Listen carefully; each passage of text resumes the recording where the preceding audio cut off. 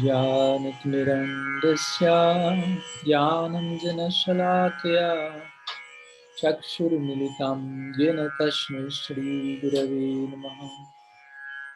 नामश्रेष्ठं मनुमापि सच्चिपुत्रम् अत्रास्वरूपं रूपं तस्याग्रजमुरोपुरीं मतिरिं वष्टावतीम् राधाकुण्डं गिरिवरं महो राधिकमदावशम् प्राप्तो यस्या प्रदीप्तकृपया श्रीगुरुं तन्नतस्मै वञ्चाकल्पतरुभ्यश्च कृपा सिन्धुभ्यैव च पतितानं पवानेभ्यो वैष्णवेभ्यो नमो नमः। अनार्पितचरिं चिरत्करुणयावतीर्णा खलु क्षमार्पयितुमुन्नतज्वलराशं स्वभक्तीश्वरम् हरिपुरतु सुन्दरद्युतिकदम्बसन्दीपितः सदा हृदये कन्दरे स्फुरतु वासचिनन्दनः अजानुलम्बिता भुजो कनकावदातो सङ्कीर्तनैकपितरो कमलायतक्षः विश्वम्भरो द्वियावरो जुगधर्मपालो वन्दे जगत्प्रियकरो करुणावतारो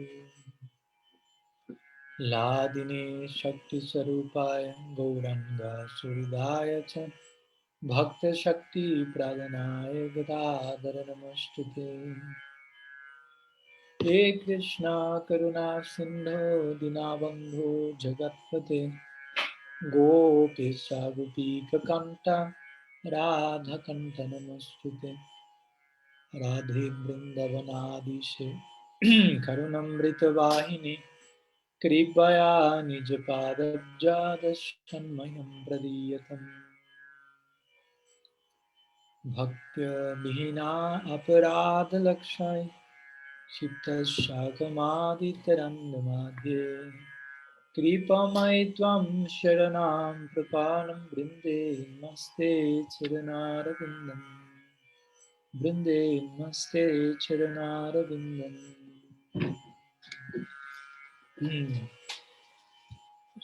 श्रीला गुरुदेव की जय, श्री महाप्रभु की जय, श्री हरिनाम संकीर्तन की जय, गौर भक्तवृंद की जय, गौर प्रेमानंद हरि बोल। So welcome to all of you again. May you have a very blessed beginning of this new week, and here we are continuing with our series of lectures about Vaisnava etiquette, rules and love in the life of a sadhaka. So today we are in our fourth meeting, and we will continue speaking about Guru-seva. We spoke about that in our last session, previous Thursday, and we will continue today, maybe finishing today, quote unquote, finishing an ending topic. So before continuing with whatever I want to share with you today, let me make some brief summary about what we were studying during previous week, last class. So we began speaking about Guru-seva by trying to stress and remind ourselves of the fact that this Vaishnava etiquette, this sadachar, is not so much about some list of do's and don'ts that you memorize and you are already doing everything properly, but it's something that mainly you will imbibe in the proximity and the association with Sri Guru. And we'll say proximity doesn't mean physical proximity, as we know. We speak in terms of proximity, in terms of surrender, of giving ourselves to the object of our service. So from that we will be able, and of course physical proximity also is helpful, and we will speak today about a little bit about that, Bapu, Bani. we share some notions of Guru Tattva, even though we are speaking about Guru-seva. It's important to say something about Guru Tattva in order to address the principle of Guru-seva. So we mentioned how this Guru Bhakti is so important, even in one sense more important than Krishna Bhakti. Jiva Goswami considers that Guru Bhakti as an Angi, as we mentioned, Krishna Bhakti as an Anga of such an Angi. Guru Padasraya is the very beginning of devotional life, and the other limbs of Bhakti connected to the shelter of Sri Guru as well represent the very official, if you will, entering into the realm of bhajan. We also share some considerations about how this department of Guru Tattva expresses itself in twofold way, if you will, in the form of Siksha and Diksha, and how whether we are speaking in terms of Siksha and Diksha, we are speaking about Guru, it's a very same reality expressed through different ambassadors, if you will, and whoever is the most prominent Guru figure in our life, or the figures, Bande Gurum, as Chaitanya Charitamrita begins, pranam to my Gurus, plural.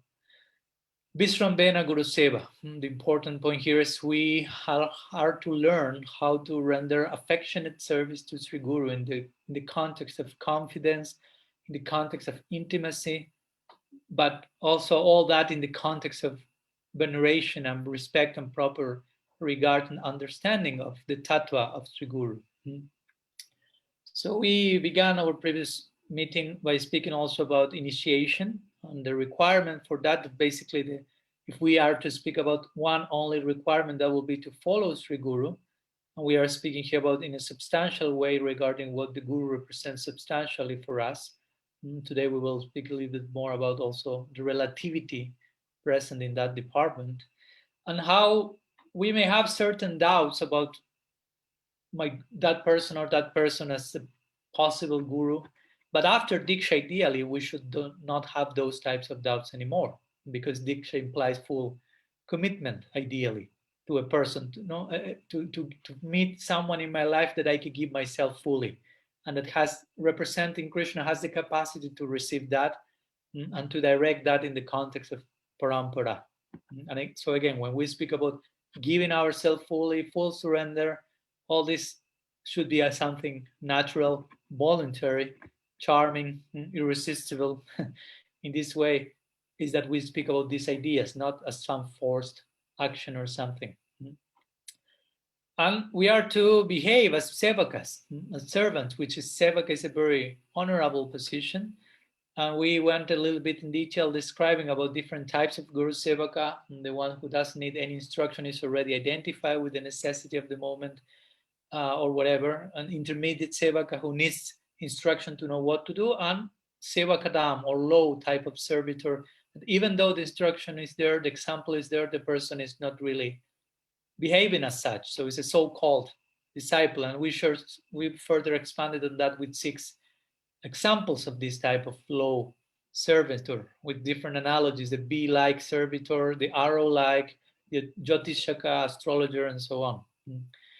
And in contrast, of course, we also shared some stories of famous, if you will, sevakas, like Aruni with Daumya Rishi, or Krishna and Sudam with Sandipani Muni, showing the very loving offering of oneself for the pleasure of Guru, by acknowledging how much one has received from that person.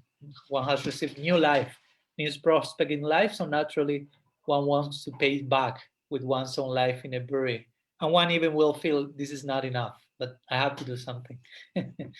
So we were speaking about this idea, what's the implication of being a sadhaka, a sevaka, student, disciple, discipline, obedience, but all this again, not in a military way, but all this born out of love and trust.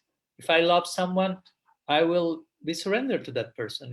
If I have extreme affection for someone, I will align myself to the will of that loving person. So in this way, it should work. If that's not working like that, we should see what must be fixed there, but we cannot force any circumstance in this connection. So it's important for us to be disciples, because as we mentioned, that's part of the question. If there is no disciple, there is no guru. basically. The Guru may be there, but if we are not there as disciples, we won't be able to take full advantage of the presence of the sadhu. And of course, in another sense, we may say the Guru is the real disciple, ultimately. For someone to be a Guru means he or she has been a real disciple. That person is really willing to serve. Kinkara, as we mentioned, how can I serve? I remember one of the very first times I was speaking with my Guru Maharaj, it was online and I wrote to him, I said, Maharaj, are you there? And he told me, how can I serve you today?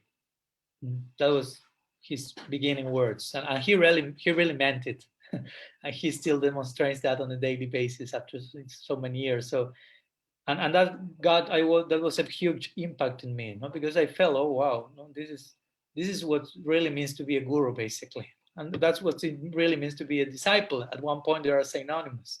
Real disciple will be a guru, whether had disciples or not officially.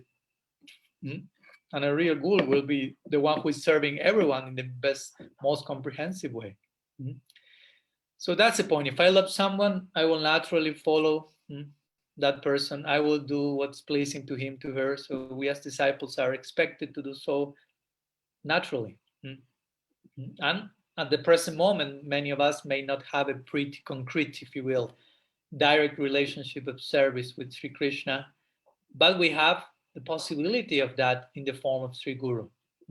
And the intensity in which we invest ourselves in that committed relationship, in one sense, that applies to the prospect, to the type of conceptual relationship we have with Krishna, not in terms of specific rasa, but intensity of giving ourselves.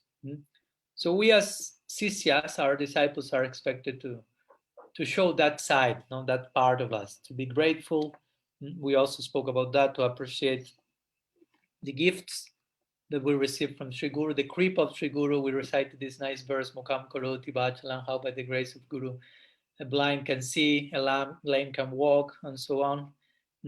So the mercy of Sri Guru, as we described, what's the mercy of Sri Guru? When Sri Guru shows a pleasing disposition toward the sincere disciple, that feeling here the Guru is experiencing, that's her mercy. So we as disciples are after that. Obtaining the Guru's mercy means pleasing the person. So try to understand, obtaining mercy is not taking something from the Guru for us, but actually giving something to him, to her, pleasing him, her, and that's mercy. For us, Guru's mercy is she's pleased with our sincere effort. So those were some of the ideas we shared last class. So this was a brief summary. Let's continue today with Guru-seva, because we didn't enter into the more, if you will, practical details of Vaisnava etiquette and how to behave with Sri Guru in any given circumstance. Of course, there are so many things to say, and these series are kind of an introduction and some summary to the main considerations, and always trying to post a hammer the post of essential approach to all these rules in the context of love again. So that said, maybe in my previous class, in one side, I emphasized more the absolute side of Sri Guru, connected to the Guru being Krishna in a representational sense, Sakshat Harit Bina, Acharyam Bhyaniyam, and so on, being the embodying of Prem, also a devotee of Krishna, personifying the goal to attain Krishna Prem. But also, I would like to share some words in this connection, and a little bit was said last lecture when Archan Siddhi presented one question in that regard. But I think it's also equally important to understand not only the absolute side of Sri Guru, but also to emphasize and understand properly the relative side in our dealings with Sri Guru. Srila Sridhar Maharaj presented this important conception of the absolute and relative side that before for many was unheard of. And everything was absolute, and that was creating some problems as well. So we should begin saying that the relationship with Sri Guru is rare, is in a good sense, is unique. Now try to understand the point. The relationship you have with your Guru, you are not having that relationship with anyone else in your life, basically. Only with that single person. Or let's say you have your Diksha Guru, maybe one prominent Siksha Guru, but It's not that with every single person you have that specific, very specific type of connection. So it's very unique, very rare type of connection that needs to be properly understood. Its rarity, its uniqueness needs to be properly dealt with, because it's a type of relationship that we have never had before. We will never have before, if you will. It's very unique, and it's very bed a bed, if you will, very one thing but not that thing, same and different. For example, we mentioned, yes, Sri Guru is our friend, yes, but he's not our friend as we used to think about friendship. He's a transcendental friend in another context. So he's our friend, but he's not. Similarly, one may say sometimes the guru is a fatherly figure, and the disciple is more in a son, in a childlike perspective. So we would say he's our father, but he's not. Or she's our mother, she's not. Mother, father, whatever. Or always, as we mentioned, guru is the servant of everyone. So guru is our servant, but he's not. I mean, he's serving us for sure, and better than whatever we can serve him or her. But actually, we shouldn't be. We should be mainly focused on serving him, basically. And he's our teacher, but he's not in the sense as we used to conceive the idea of teacher, besides transcendence. So we have already an idea of what's a mother, a father, a servant, a teacher, a friend, but this is not to be applied to Sri Guru in the exact same way. He's Krishna and he's not, as we mentioned.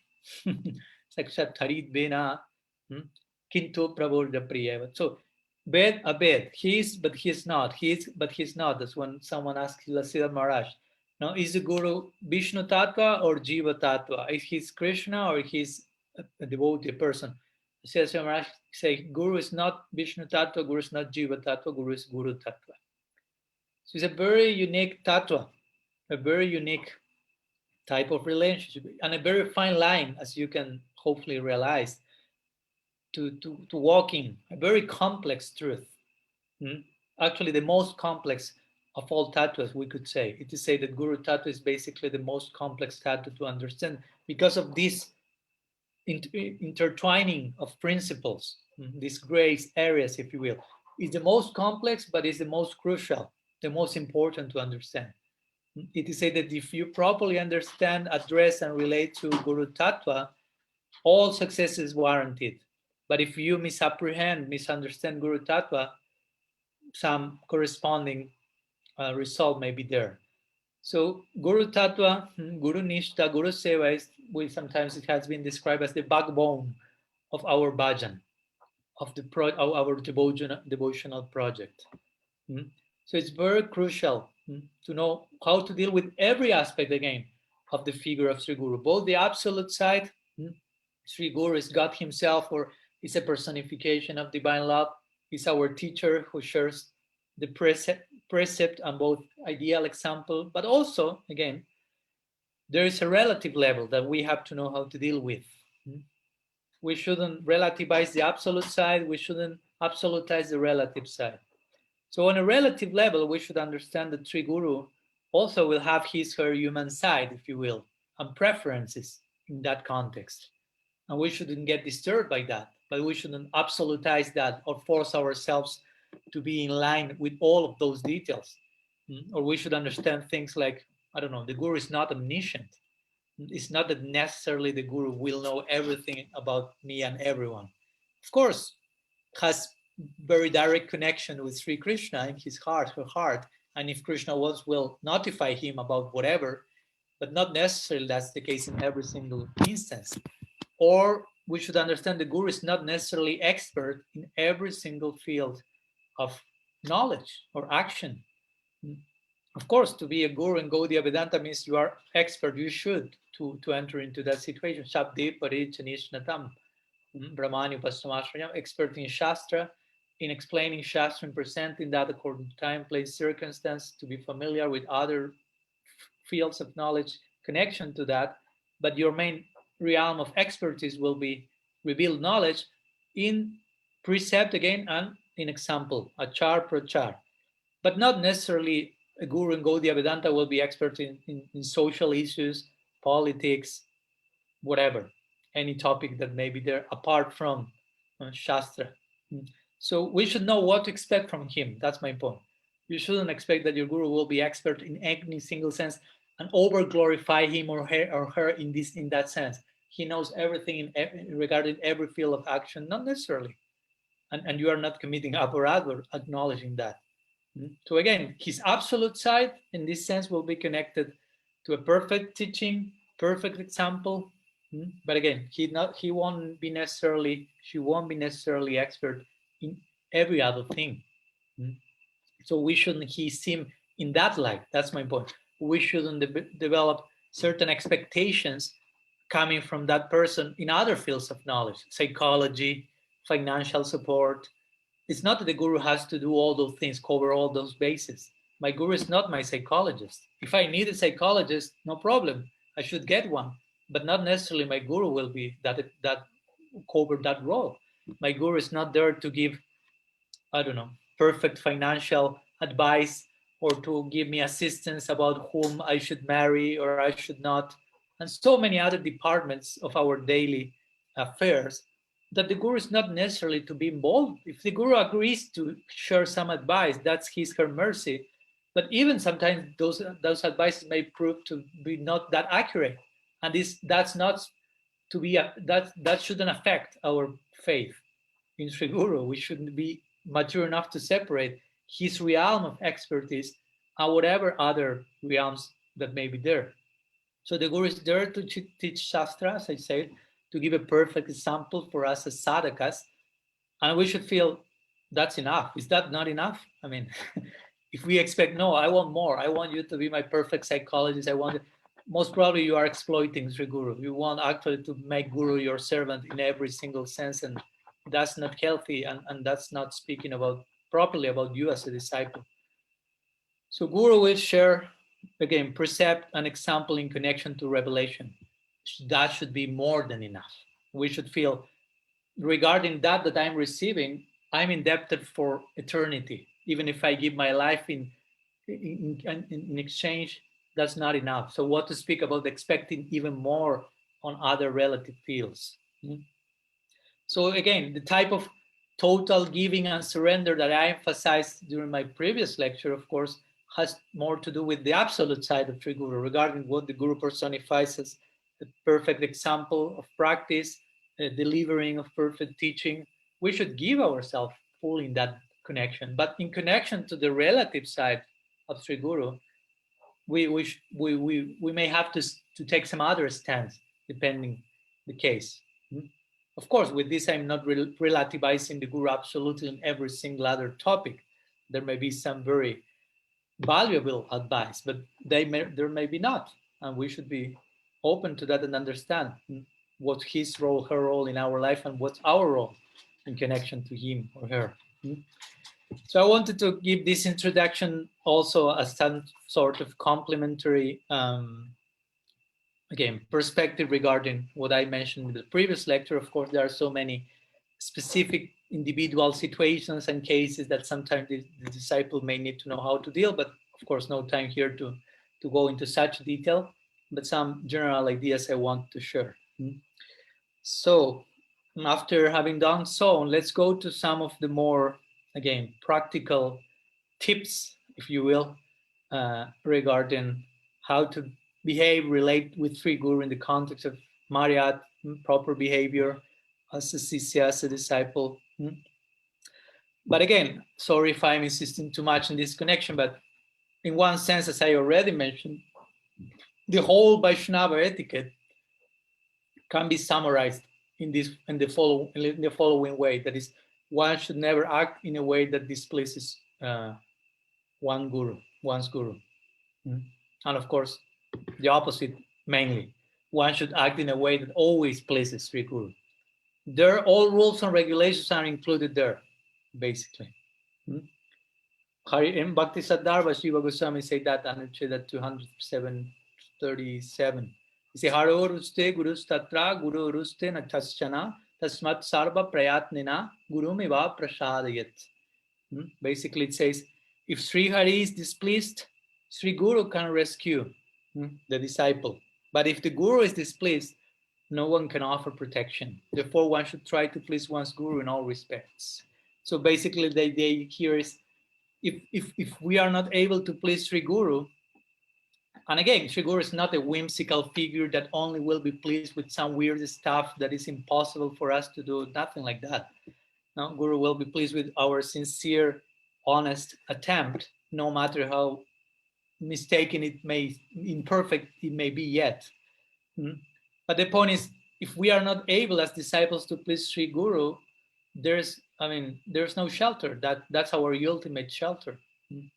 Even if Hari is not so pleased with us, so that Jiva Goswami mentions here, Sri Guru is there. He can interact. No? Similarly, we find many cases like this, like when Mahaprabhu didn't want to give darshan to Prataparudra Maharaj, or was displeased with some other devotee, some other cases, always someone like Nityananda Prabhu or some other associates were there like intermediaries, in between, trying to connect and extend the mercy. So let's share some, that said, let's share some ideas of how to deal with Sri Guru. And I hope that for most of you, some of these advices that I will share today are common sense. And hopefully we're already part of your behavior as something of common sense, not as something forced or implied, or if it's something new you're hearing, at least you may find a sense in that. And at least I will try to present why these different advices are recommended. For example, when Sri Guru approaches Vaisnava, in the context of Vaisnava etiquette, if Sri Guru approaches, ideally you should stand up. And again, this is not a forced thing. I have to stand up, I have to sit, I have to go to the floor. But it's why I'm doing that? Sri Guru is approaching. Who is Sri Guru? Again, the embodiment of Krishna Prem is coming. I have to receive that in a proper way. I have to honor that in a proper way.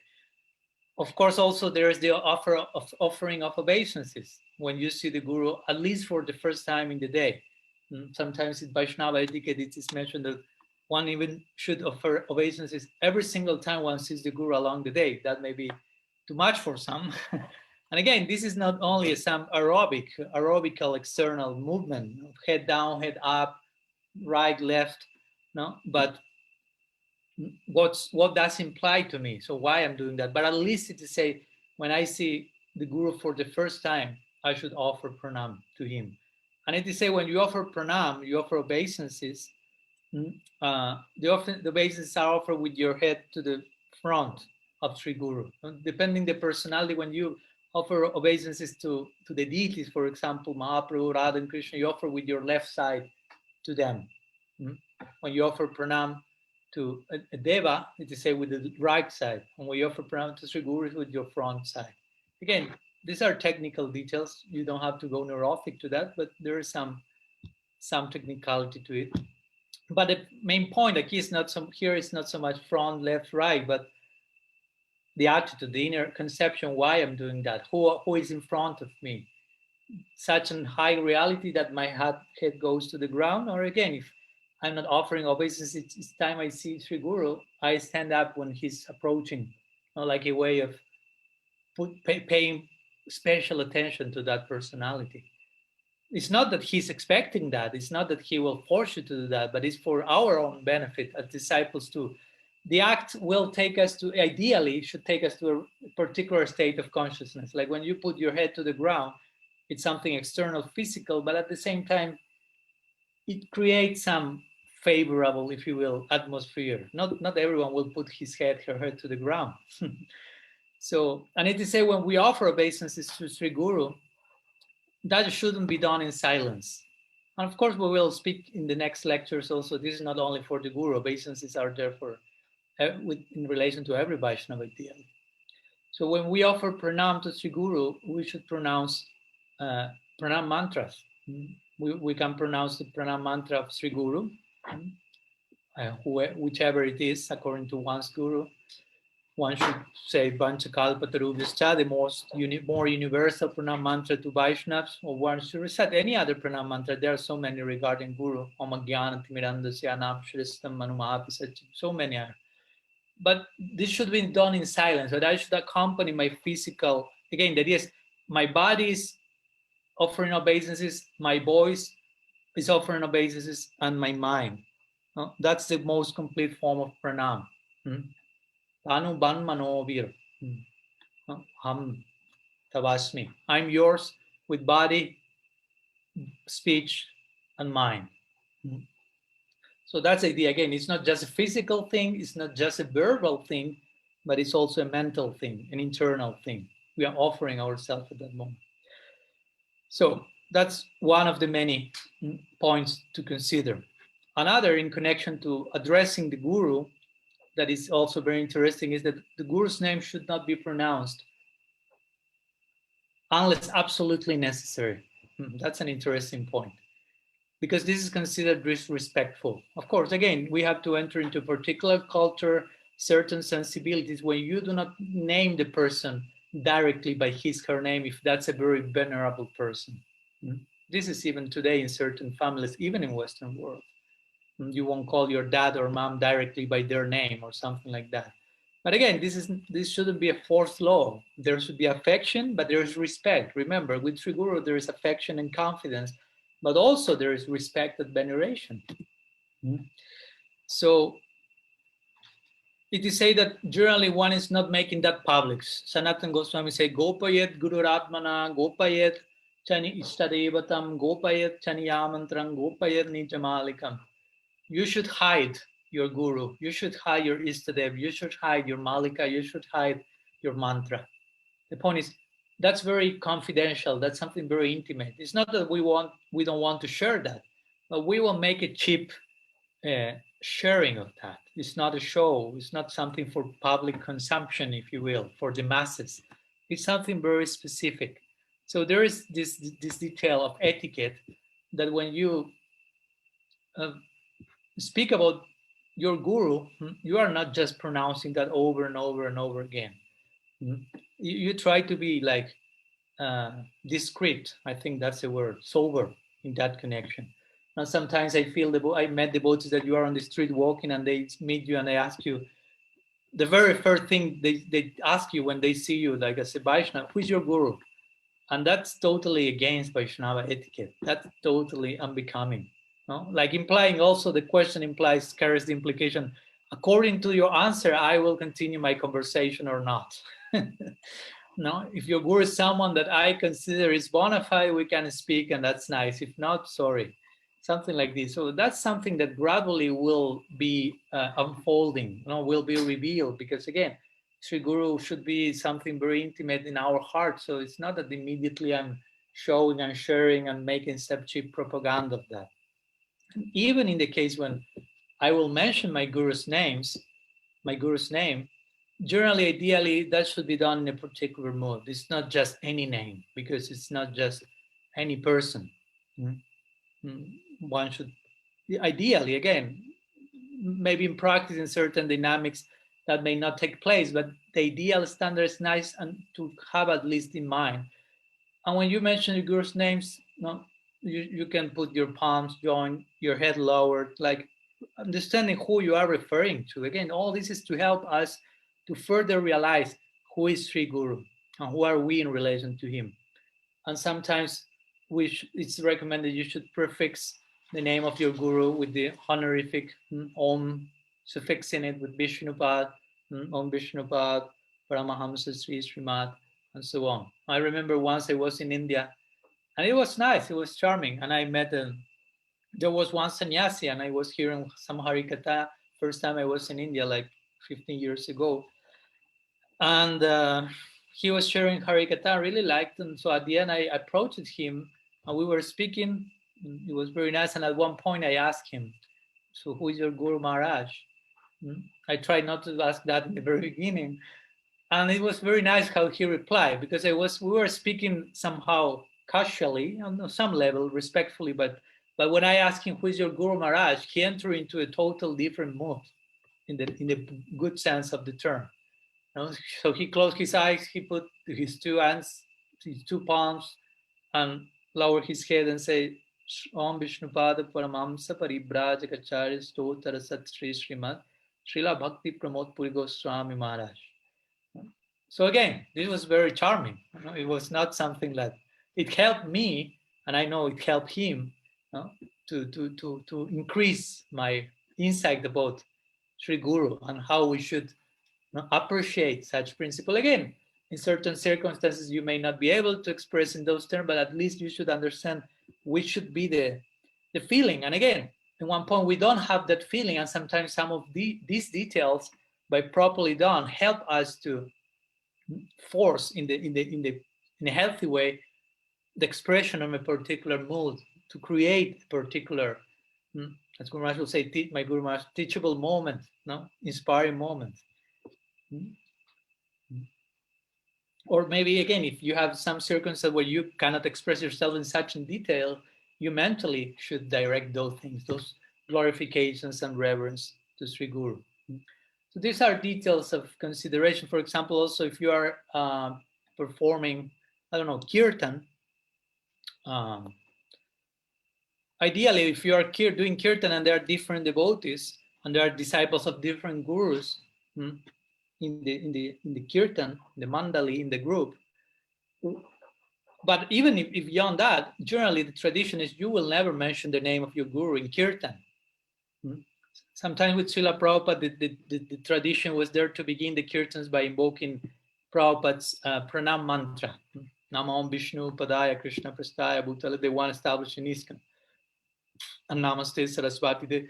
But strictly speaking, this is not the tradition along Gaudiya Vedanta. Pranam mantra for Sri Guru is something you recite personally when you offer obeisances to him, when you are offering whatever, worship, not public in kirtan. Of course, in that time, in one sense, there was no problem because everyone was disciple of Prabhupada. But the etiquette is if there are disciples of different gurus, one should glorify in a generic way, if you will, in such a way that everyone can direct that glorification to their own Gurudev. So nobody feels forced into one direction or another, or feeling, oh, this Guru is glorified here, but not any other one. So when we glorify Sri Guru, it's a whole art that should include the rest of the parampara.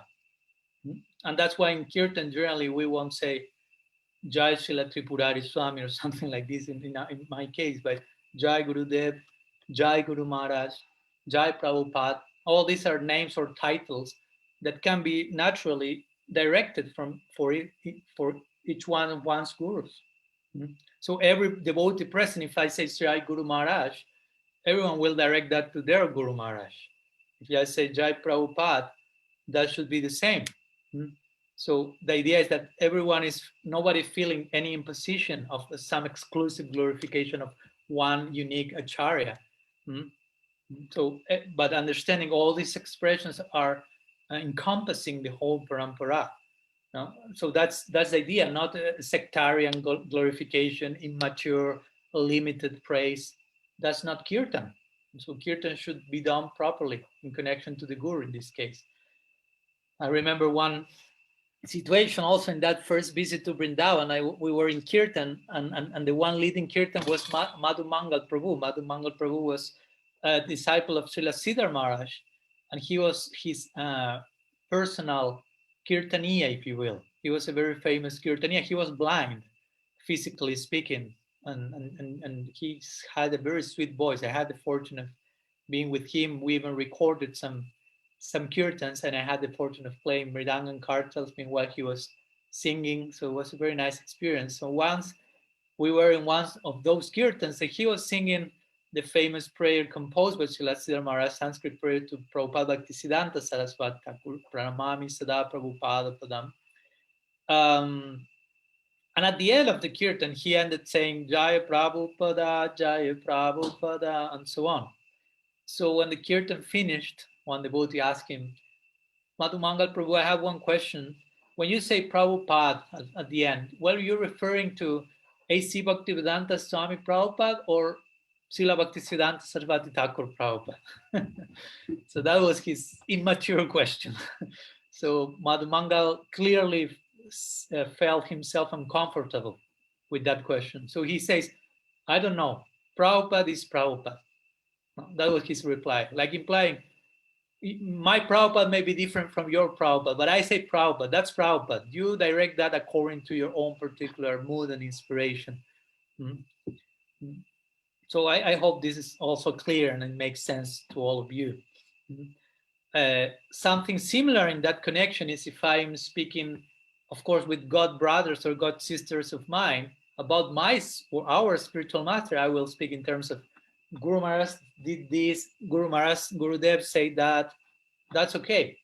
But if I'm speaking in a circle with disciples who are disciples of other gurus, which people who is not my spiritual master, like this present moment, for example, now I'm speaking to you, and I can see that in the audience there are Srila Prabhupada, disciples of Srila Prabhupada, of A.C. Bhaktivedanta Swami Prabhupada. They are God brothers and God sisters of mine. They are disciples of other gurus. They are devotees who are not initiated. So there's a different variety of audience. So in this case, when I'm speaking about my Guru Maharaj, I won't say Guru Maharaj only, because some of you, your Guru Maharaj is someone else. So I will say my Guru Maharaj in that case, and to make it clear, or I may pronounce his name specifically, because for someone else, Guru Maharaj will be someone else, and there will be a particular feeling connected to that idea of Guru Maharaj. So again, we should be this is a very refined consideration. This is not to become neurotic or paranoid, but just to understand how we should express ourselves in those terms. So for example, again, if I'm meeting someone who's a God brother, God sisters of my Guru Maharaj, I won't speak about my Guru Maharaj as Guru Maharaj. I may say again, my Guru Maharaj will pronounce his name, or I may say even use the name that their God brothers may use in relation to him as a way of being empathic with that emotion. So as you see, actually Vaisnava etiquette has to do with being empathetic, and considering others' feelings and how everyone may feel properly considered, included, and so on. So that's very important. And of course, when I'm saying all the things, also it's important to understand this principle that give room for every disciple to develop their own particular conception. Of course, in legal terms, you can have weird conception, but there's room for bona fide conceptions of their own guru, but variety in that. Now, I may have a particular, sometimes devotees ask me, well, speak me about your Guru Maharaj, and I may speak, but my point is, it's not that you have to do copy paste of my own experience of him. You have to have your own version, and you will have your own insights, and you will meet a particular side of him, and you will be inspired with that. And like when my Guru Maharaj describes how Prabhupada Bhaktisiddhanta Saraswati Thakur came to him in different windows through Srila Prabhupada, Srila Siddhar Maharaj, Bhakti Pramod Puri Maharaj, each of them were specially showing a particular face of their own Guru Maharaj. And that's natural. That should be there. So these are some considerations. Also, there are some other more technical considerations. I don't want to enter into further detail, but for example, regarding certain titles that sometimes are used, also sometimes there is a consideration there. For example, the title Sriman goes mainly for household married devotees. Sripad is mostly a title for sannyasis. Srila, generally, is term for someone who is an acharya. Srimad, Sri Srimad is for someone who is a very superlative acharya. And in this way, Srimati, of course, has to do with female practitioners, if you will. Again, these are technicalities. It's not that if you just mistaking one letter, you are committing Vaishnava Aparad. Nobody's saying that. But sometimes it's nice to know these details and with the purpose of creating the most pleasing atmosphere. So let's continue with some other ideas, some other advices in connection to what a disciple should not do in connection to Sri Guru. And again, it's another way of saying what he or she should do. And I think some of them may be quite obvious. For example, one should not sit in the Guru's seat. If the Guru has a particular seat or bed or vyasas, one should not use that for oneself. basically. Or one should not walk over the guru's body. Now, if the guru is, I don't know, seated on the floor with his legs extended, you should not walk over those legs. As we mentioned the other day, we should not we should not walk over the guru's shadow even. But again, this is not a whimsical paranoia. It's just everything connected to that person is sacred for me. That person is, I love that person so much that I do not feel myself above even the shadow of my guru. I'm to serve that, I'm below that, so I won't walk over that. So we should understand this type of sensibilities. Or even the picture of Sri Guru, you should not walk over, you should not put the picture of your guru on the floor. Sacred items do not go directly to the floor. Again, you are walking on that. One should not point to one's guru with one's feet.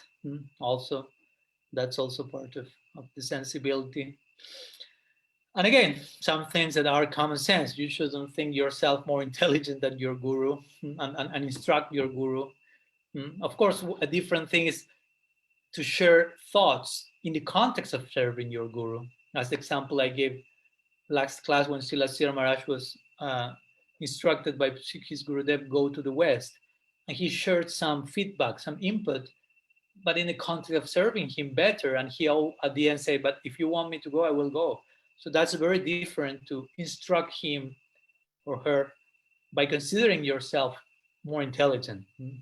So, of course, it's a subtle line, and it will depend how you are dealing with that internally. Also, to say one should not imitate the guru's speech, the guru's bodily actions, because it's important. The guru is not an object for your imitation. Again, we should speak about him or her in a very respectful way. Sometimes we imitate someone in the context of joking. Generally, it's not without. But even if not that in the context of joking, guru should not be, guru's speech or movement should not be imitated. And also regarding not imitating the guru, we shouldn't imitate the guru in the sense of there is something called Anukar and Anusar. So Anukar means to imitate someone, to follow whatever other one is doing. And Anusar means to follow the essence, which means before doing what my guru is doing, first I will ask myself, he or she is doing that from where? Inside, internally, which is his insight for doing that. I'm that on that situation. Have I gone through the situations he has gone to be where he is now? Or should I go through some experiences that my guru had 40 years ago in order to eventually be able to be what he is now? So that's an important point, especially I would say we were speaking the other day about that with Gaur Sundar. For example, let's say in reconnection to my Guru Maharaj and many disciples of him here, some of you may have get to know him in the last, I don't know, years, 5 years, let's say, and you get a particular picture of who he is. And this applies to any other sadhu and acharya again. And you may not be aware of all the things he had to go through to be who he is now. You follow. And you may just get the picture of, okay, he's like this, and I will try to follow him and do as he does and be like he is now when he's 70 years and he has been practicing for 50 years and going through so many stages in his practice, in his preaching, and so on. So I think in that connection, for example, I consider it's a very interesting idea to also, for example, hear the lectures of your guru from 20 or 30 years back, to also appreciate who he was there, how he was presenting the teaching, which were his ideas, and so on. Because many of those things are things that we need to go through as well. And maybe you meet your guru after 50 years of his practice and he's on a very high level and delivering something in a certain way. And that's unique and perfect. I'm not saying you have to escape from that. But also I think it's a good compliment to know the background of that present situation for us to not imitate again and to realize, oh, no, my Guru Maharaj had to go through this struggle and that struggle. Now he's not going through that. And I may feel I shouldn't go through that, but I may need to go through that he went through 30 years back or whatever. No? So I think this is a very interesting point to consider as well. Also, of course, one should not disbelieve one's guru. We already spoke about this. how we might get to have deep trust and confidence in Sri Guru before even initiation, before giving ourselves in that direction. And we should be very careful of who we associate with as well. Now, we shouldn't associate with anyone who is envious of our Guru, because this may cause loss of faith. This may cause aparadh. So we need to have a proper space where we can associate with each other in such a way that our faith is nourished. And Srila Siddhar Maharaj would say that each disciple needs space or several spaces in which their relationship with his guru or her guru is not challenged by anybody. Of course, challenges are nice, but there are challenges and challenges, different types of envy and apparatus. We don't want to have nothing to do with that. But the point is, beyond any situation, we need a space where that is not challenged, where that is fully nourished in a deep way, but in a challenging, healthy way as well. So one should not associate with someone who may be envious with Sri Guru, and of course, one should not listen to any criticism to one's Guru.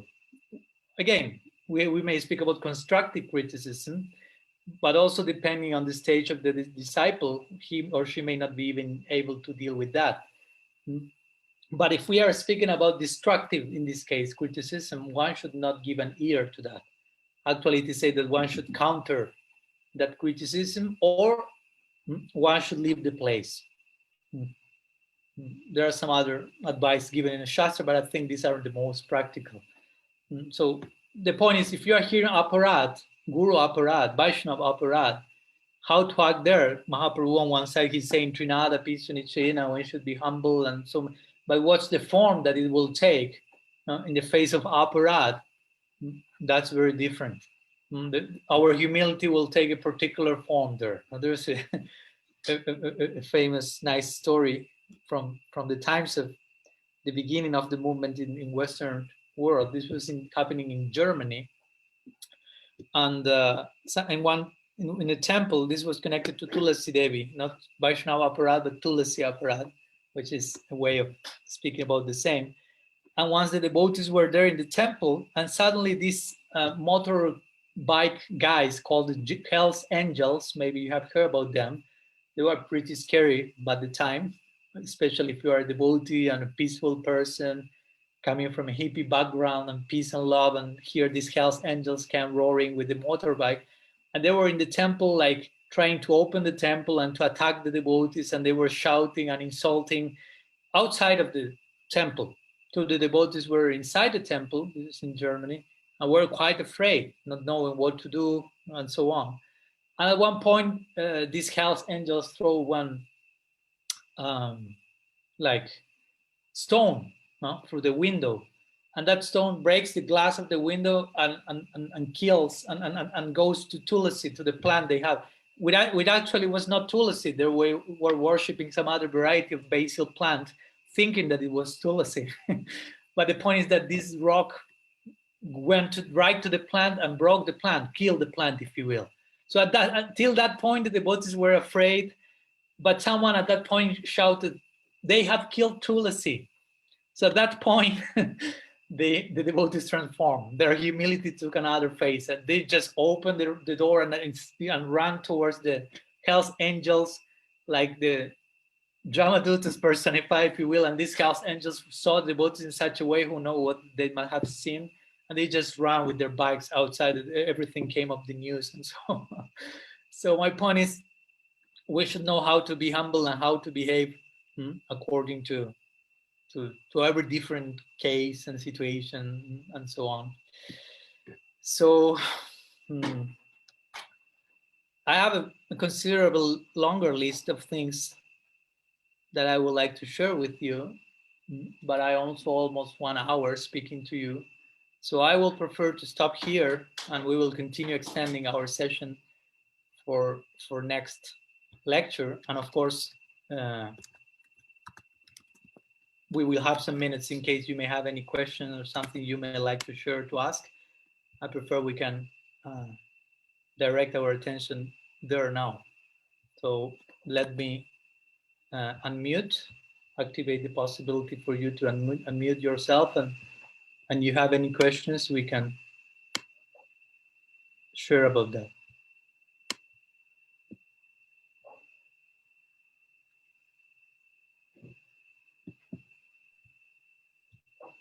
Maharaj, I have a question.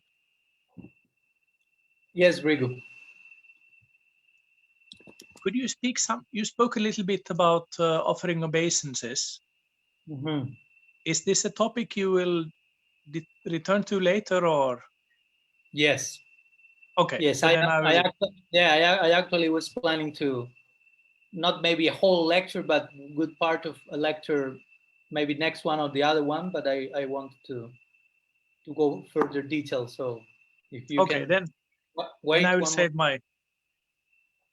I will save my question then. Okay. Okay. Thank you. You are unmuted. I have a question, Maharaj. Yes, Mahara. Yes, Mara. Dhanavad. I was wondering, you mentioned about how we don't say, there's in all the ISKCON temples, they definitely mention Prabhupada very many times. So is that like they're not being, they don't have etiquette then if they do that? It's such an established thing, you know? Yeah, I will say that. I will say that. I think you have to unmute. Well, again, if you say Srila Prabhupada, this makes no problem, as I mentioned, because that can be naturally applied to one's own guru. You can think of your Guru-seva Srila Prabhupada also. Of course, the problem is if I think about my guru in terms of Srila Prabhupada and someone else say, no, only my guru is Srila Prabhupada, there we enter into complex waters, because that's fundamentalism.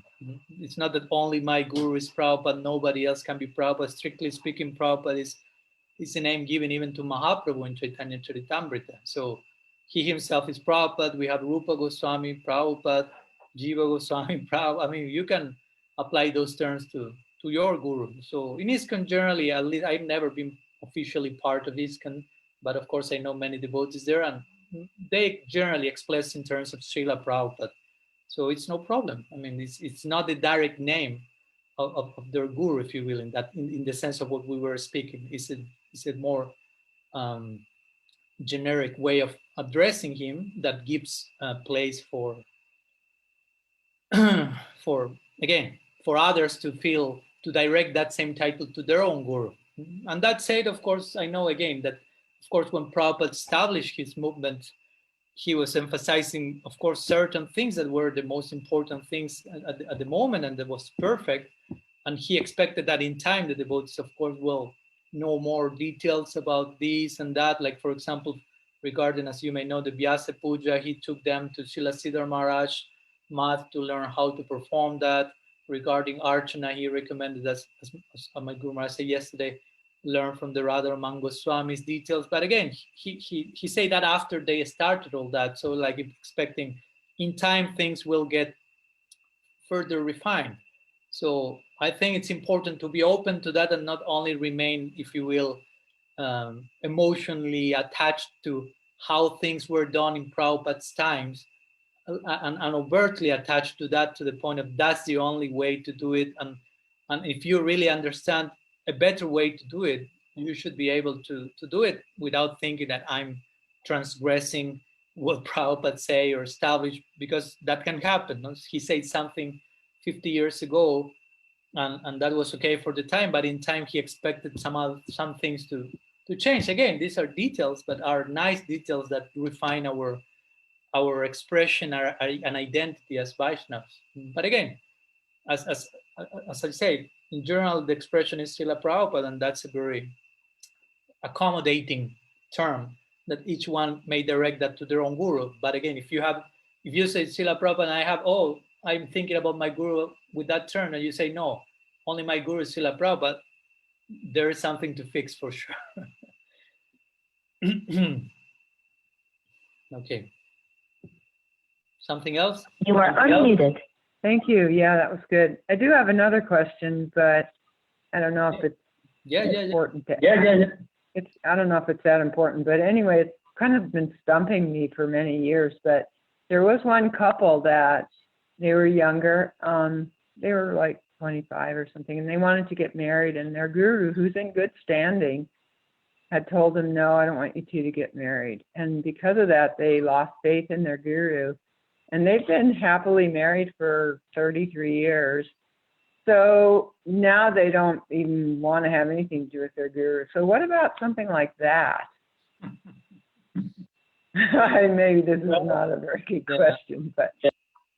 Well, I as a sannyasi do not deal too much with marriages and arrangement of those things, but again, that's a very, you are quoting a specific situation and you're sharing some details about it, but we don't know, I don't know at least all the details about it. So I don't like to give a conclusive opinion on that. But my point is, and I don't know who is the guru and which is their standing, but my point is, first of all, I mean, there are so many things, because the first thing is, okay, you went to your guru for, I don't know if they were to their guru for advice about who I should marry, or the guru himself was involved in that. So the point is, well, what's the guru doing involved in that, or why you as a disciple are involving him in that? Not necessarily that should happen, but okay, the guru agreed, but maybe his opinion is not, I mean, if you do not agree with his opinion, why are you asking him in the first place? Because that can happen also. No? I will ask the guru or the sadhu something, but you are not fully willing to follow that instruction. So you will ask something only ideally to hear something that you like. And in that way you say, oh yes, thank you very much for your blessing. But if the person says something you don't like to hear, you won't follow that. So of course that makes no sense, because you were just already have the ideal answer in your mind. So why you are going for someone else to give that answer? So again, I'm not saying this case was that or this or that, but these things can happen. So sometimes the fault may be a little bit in the disciple, already expecting a particular answer or involving one's guru in that, and the guru may be disagreeing with that, but maybe giving an answer that was not the best. But that shouldn't be affecting one's faith in the guru as a teacher, as an example of bhakti. But I don't know if in between of that the guru had another problems regarding his achar, prachar, and the faith of those disciples, which were the details of that. So I couldn't say, I cannot say something definitive. But the point is, you shouldn't lose faith in your guru. If your guru, of course, is guru, is all that is expected from a guru. You shouldn't lose faith in that. And if you are losing faith in your guru and your guru is bona fide, let's say, so most probably you are losing faith because of you didn't have that faith from the very beginning, or you have a very wrong idea of faith, very selfish idea of faith, that only I have faith in something and the person pleases me, serves me, says what I want to hear. That happens sometimes. I heard so many times this idea of, oh, this devotee is inspiring me, and this devotee is not inspiring me. And sometimes the implied meaning of that quote is that the devotee who is not inspiring me is the one who is taking me out of the comfort zone. And the devotee who inspires me is the one who is gratifying my senses, saying me all the things that I like to hear and putting sugar candy in my ears, if you will. Oh, he's so inspiring. But actually, that's not the case. So the point is how much sincere we are, and what do we understand as inspiration or not, or having faith in my guru or not. And I say this because, again, as I mentioned before, you may become accustomed that my guru is my psychologist, is my financial advisor, is my husband. Many things can happen. And if the guru is lending himself, herself to that, whether with good reason or not, that can be dangerous. So one should know, as my guru must say, one size does not fit all. So you should see what's the best situation for you as guru or for your disciples. What are the disciples' understanding of all those things? So it's a complex thing. It's not only one single answer or possibility, but one should be alert, if you will, in that direction, especially if you are serving in the role of a guru. You should know how to make that sustainable for you and for your students. No? So many possibilities. So it's something that's what I could say in that regard. You are unmuted. Okay, thanks, Maharaj. Did There is one question There is one question. here in Facebook, in the parallel live streaming I'm making, from Martin Fossati.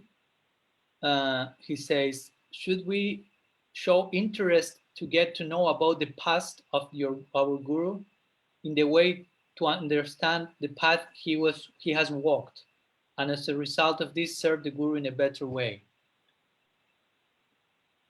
Okay, I understand the past, maybe like the time in the case of your guru was, let's say, for example, not born in a Vaishnava family, which was her previous life, and how he or she, which was his journey, if you will, no? and his search and pursuit. So yes, there is a place for that. It's not a must. And we should also be, how to say, sometimes this is not necessarily the case. That can happen. I mean, we have the life biographies, biographies of many saints and members of our Sampradaya and Parampara. That's there. For example, my Guru Maharaj always recommends a biography of Srila Bhakti Pramod Puri Maharaj. He likes a lot, called Life of Devotion. And I have started reading it. And it's very nice, but also it speaks about Srila Puri Maharaj from his birth and his childhood. And of course, in this case, it's a particular one because Srila Puri Maharaj was totally pure and transcendental from birth. 100 years he lived of devotion, as they say. So that's exemplary even from the birth moment. But sometimes in the case of some other gurus, they may have had some period of their life which are not so ideal in terms of Vaishnava behavior. And it's no problem, of course. I mean, we should be able to learn from that, especially because most of us are coming from an unbecoming background.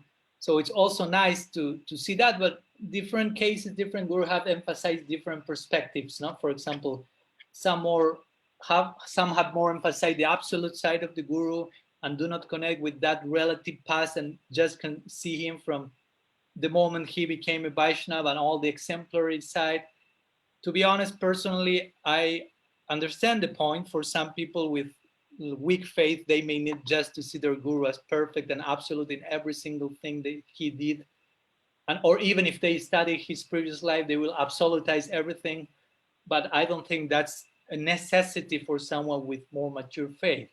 And someone with more mature faith will be able to take advantage also of the previous life, if you will, of the guru, and identify with her struggles and process and life and adventures or whatever, and in this way try to establish some parallel of an example of, this goes hand by hand with the idea of the guru being Nitya Siddha or Sadhana Siddha. In some schools, they will emphasize that the guru is always Nitya Siddha, that you cannot see your guru as a Sadhana Siddha. Nitya Siddha means an eternal associate of Krishna who has descended from the spiritual world to save us, let's say, which is pretty absolute consideration. And I understand the emphasis in that connection, at least in terms of the guru principle, samasti, the aggregate, the macrocosmic principle of guru is need to see the eternally perfect, but expresses itself, reaches to us through the Vyasti, to the ambassador, to the individual who may not be a Nitya Siddha. Because the point is, if every single guru in the parampara is a Nitya Siddha, then we don't have any single example of Sadhana Siddhas, basically. And we ourselves, we know, at least in my case, I know I'm not a Nitya Siddha for sure. I'm not a Siddha at all. What is being a Nitya Siddha? So my goal is to become Sadhana Siddha at some point by the grace of Guru and Vaishnavas. To attain perfection through practice and of course through the mercy that comes in that connection. But I'm not eternally perfect soul. So if I want to be a Sadhana Siddha, I also need the reference point of some other Sadhana Siddha. But if everyone says, no, all the gurus in the parampara need to see that, it may be somehow discouraging. So for some, to accept that your guru may be a Sadhana Siddha, they may consider that's an offense. You are putting your guru below, but that's not the case at all. Actually, that's a special, glorious type of siddhi or perfection, as Sanatana Goswami mentions in Brihad Bhagavatamrita, which is a Sadhana Siddha has been proved have gone through tests, while the Nityasiddha has not. Again, we are not speaking of better or worse. We are pointing to the direction we need. So in this sense, this is connected with this idea. You can know about the guru, your guru's previous life. If you will, previous life, I'm not referring to previous birth in another body, but in previous to meeting the devotees, if that person was not a devotee from birth.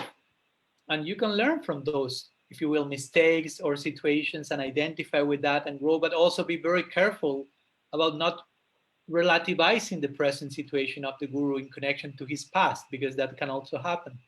You can also see your guru now in terms of who he was when he was a child, or being sentimental about some elements, but you have to also retain the absolute side of Sri Guru in the picture, while at the same time you may be learning from something of his past. And for sure, if you analyze the past of your guru, you will realize for sure this person, before meeting the devotees in this lifetime, that person already met the devotees some previous lifetime, because you can see that through his or her example and search and intensity and dedication, and how that person picked the process in a very natural way in this lifetime. So that speaks about a previous lifetime of that. So you should also keep that at least in mind, even though you may not be aware of knowing who my guru was in her previous birth.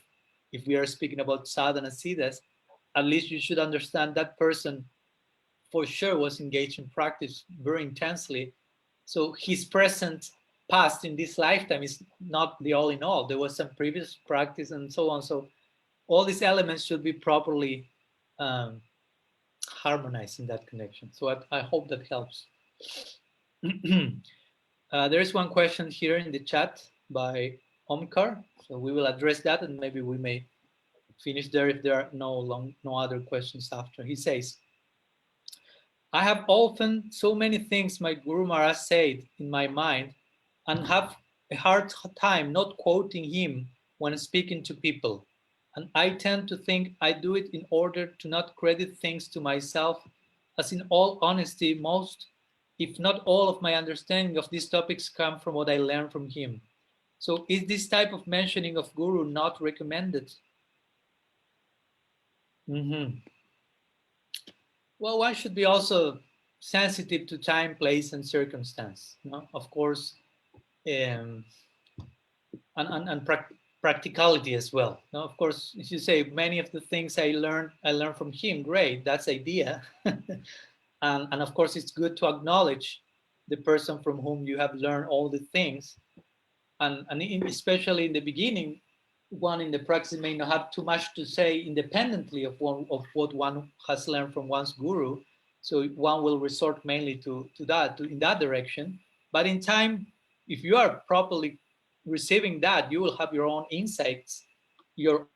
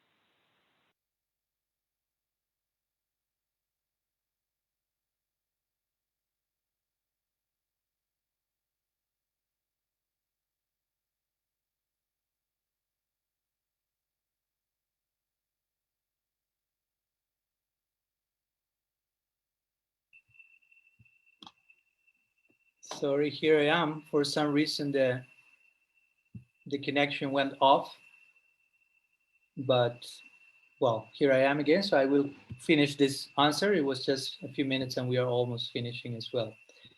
So, so I was saying that, of course, you will quote your Guru Maharaj. If not, you are indulging in some form of plagiarism. But at the same time, in terms of practicality, you might not be quoting his name at every single moment, after every single quote. You may clarify most of the things I'm saying have been inspired by my Guru Maharaj, or even in certain case, you might not be able to say that to the audience because they are not ready to digest that concept. But at least in your own inner being, if you will, you will have that very clear for you. You will be quite aware about who is the one speaking here. And actually, the whole idea of Mangala Charan is for that. You are invoking auspiciousness by praying to Sri Guru and the Vaishnavas and Gauranga and so on, Radha and Krishna. So that may be not your discourse, but their own expression. And so that should be from very beginning done in the transpersonal sense. I'm just representing them. I'm just a vehicle of them. And yes, sometimes in some occasion, it may not be very, how to say, necessary, or it may not be fully appreciated to quote your Guru Maharaj's name after every single quote. But if the audience allows that to happen, you may clarify that, yes, whatever you are saying comes by his grace, by his inspiration. So it will depend according to the audience. So in time, we should develop certain capacity to see, which is the degree, what to say, what not to say, who to mention, but whether it may be happening on the outside, in the inside, we have that very clear in the picture of our heart, if you will. I am representing my Guru Maharaj. By his grace, I'm trying to say something, and so on. As we say, Mukam Karoti Vachala. I do not know what to speak. By his grace, I'm saying something. I'm blind. By his grace, I'm seeing. I'm lame. By his grace, I'm walking in the path of bhakti. So again, we have some of these rules or advices, but all of these should be properly understood and applied with sensitivity according to time, place, circumstance, in such a way that it may nourish our bhakti and it may nourish others as well. So I think we are done for today regarding the timing. So I think we will stop here with your permission. And we will continue next Thursday. I think we will continue speaking about Guru-seva, since this is a very crucial aspect of Vaishnava etiquette. We will speak some time about Guru-seva and Sadhu Sangha, and of course some other topics as well I have in mind regarding the chanting of Harinam and worship of the deity, and outreach or relationships and other technical, practical things of the daily life of a devotee. Gradually, let's see how much it takes. No rush. My Guru Maharaj will say we are not going anywhere anyhow. So here we are. Srila Gurudev ki jai. Shriman Mahaprabhu ki jai. Shri Harinam Sankirtan ki jai. Gaur Bhakta Vrinda ki jai. Gaur Praman Vivo Vancha Kalpatarubhyasya Kripa Sindhuvya Vacha Patitanam Pavanebhyo Vaishnavebhyo Namo Namaha.